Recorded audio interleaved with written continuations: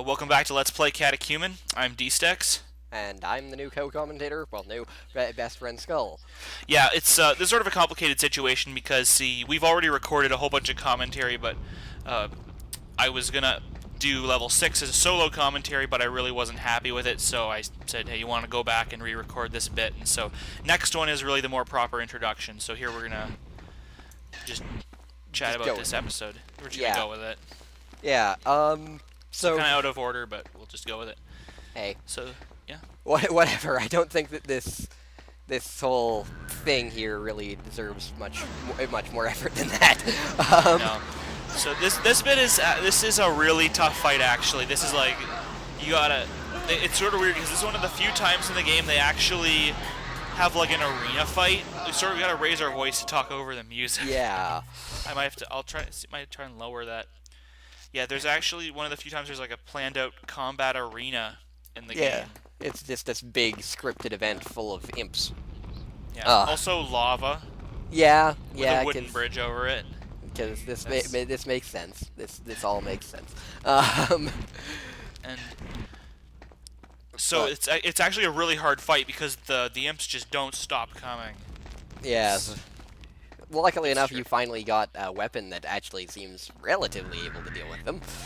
Yeah, I think the lightning gun or like the lightning sword or whatever, our double neck guitar is supposedly designed for situations like this. Like supposedly it has a little area of effect at the attack site that it's sort of just instead like they couldn't code arcing, so instead it just sort of has a little area of effect at the target site. And there I ran out of ammo and had to switch to the railgun. Durable little fuckers. Yeah. Yeah, see, like I said, they just keep coming. Yeah, well, it looks like you... Oh, never mind. I was about to say it looks like you've got them on their last legs, and as it turns out, no. Anyway, something that's actually kind of interesting we might as well talk about now while there's just this fight going on is that Catechumen actually kind of has a sequel of sorts it's called Ominous Horizons, Rise of a Paladin or something like that. That's something you know more about, Skull, isn't it? Yeah, well, essentially, like as we said before, we're recording this after we recorded the commentary for the other things, and I got curious. Bye. Yeah. I got it's a hard bit. Anyway. Yeah, I got a little bit curious about like what happened afterwards because apparently there was a sequel, and so I looked it up on YouTube, and there is an LP of it. It's not a very good LP. I don't exactly advise watching it. But it's weird how they learned from this game and also just completely ignored other aspects of the things that they completely got wrong. Namely, that they learned from the gameplay, the fact that the gameplay in this is shit. But big fight. But in their sequel to this, the enemy's projectiles move slower. Your weapons are more interesting and unique. Like you actually get a crossbow instead of just a series of different swords. Admittedly, your first sword is essentially the exact same one as this one, except it shoots fireballs. And also the enemies got a little bit more. By this one, do you mean the default Jesus sword or this sword that we're using right now? The default Jesus sword. Okay. What's really strange about it is that they did not learn from the fact that their history in this game is entirely freaking inaccurate. Because, like, we were just discussing this before, because the plot of the game is essentially that the Gutenberg Bible is stolen. For those that don't know, the first Gutenberg Bible was the first mass-produced Bible that wasn't, like, written by scribes and so forth. It was basically one of the first books in the West produced by a printing press. Like, that was the whole innovation, was Gutenberg's printing press. Yeah. But the game, like, from what I understand, like, it treats it like that. It's like the forces of Satan steal the first Gutenberg Bible, and the game plays it like they've stolen the only Bible in the entire world. Yes, which is of course entirely untrue. But the funny thing is that near the beginning of the game, you're introduced to a side mission where you have to well, not a side mission, but a mission. There's side missions. Well, you mean almost. Like a side plot, sort of. It almost does have side missions because it's almost open worldy. It's weird, but like not in the open world like Skyrim kind of open world, but open world like say, Arkham Asylum? Arkham Asylum, Alone in the Dark, games that like have like Yeah. a big area but aren't Okay. necessarily like a huge world. Right. And so like there are side quests and shit that you can do in it, but one of the first quests that you have to do, and it's kind of the it's in a way the kind of first introduction to combat, is that you have to get a totem for a Native American. What? Yeah. Can I just point out here that we're over halfway through this video and I still haven't beaten the first fight? Yeah. That's really great level design. Yeah. But Anyway, so for a Native American, how does, like, I mean... they don't. Like, the thing is that I actually thought that was, like, historically accurate, but then, like, while we were discussing this before we started recording, you said that the Gutenberg Bible was produced in, like, the 1400s. Which, well, of course, in the 1450s. yeah, in so the 40 1450s. years before Columbus, like, sailed.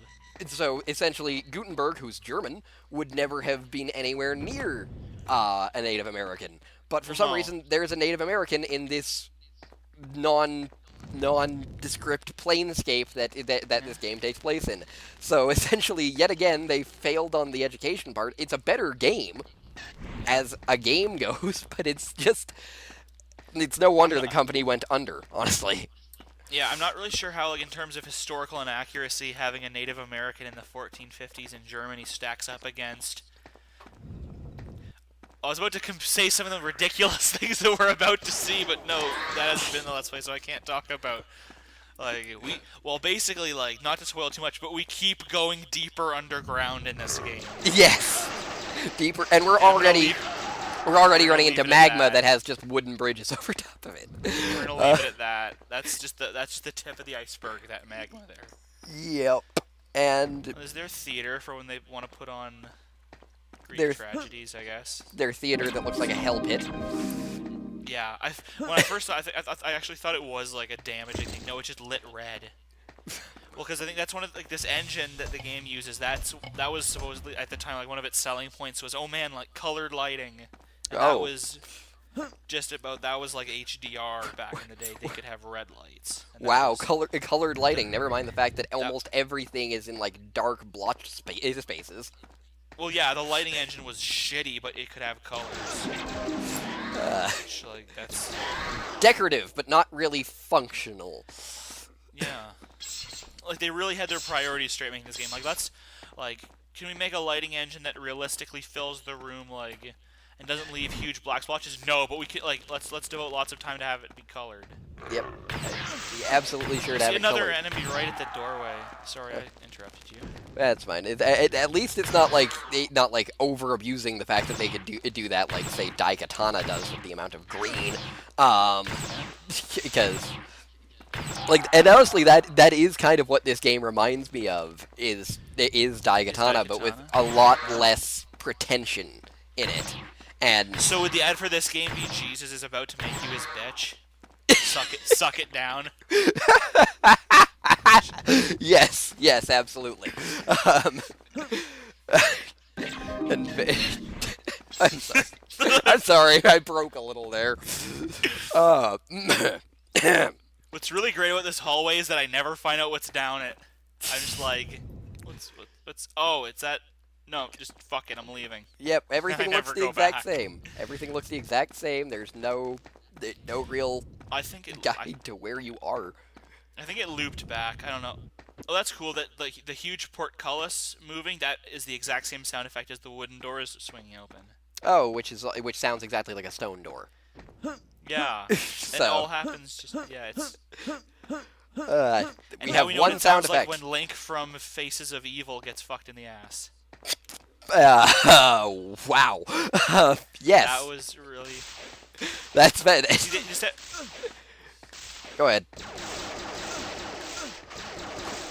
See, now we get to have another gunfight with a distant enemy we can't see, and it's not the resolution. You can't see that in the.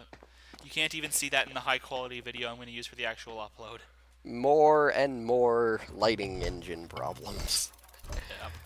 Or they did that on purpose and they're just They dicks. could put a light there. It wasn't the lighting engine. It was the fucking level designers who were like, no, we're going to put a guy in the dark here. And he's and you know what they were probably intending was that he wasn't going to start shooting you till you were on this wire and then you get shot down and then you lose 10 minutes of the game.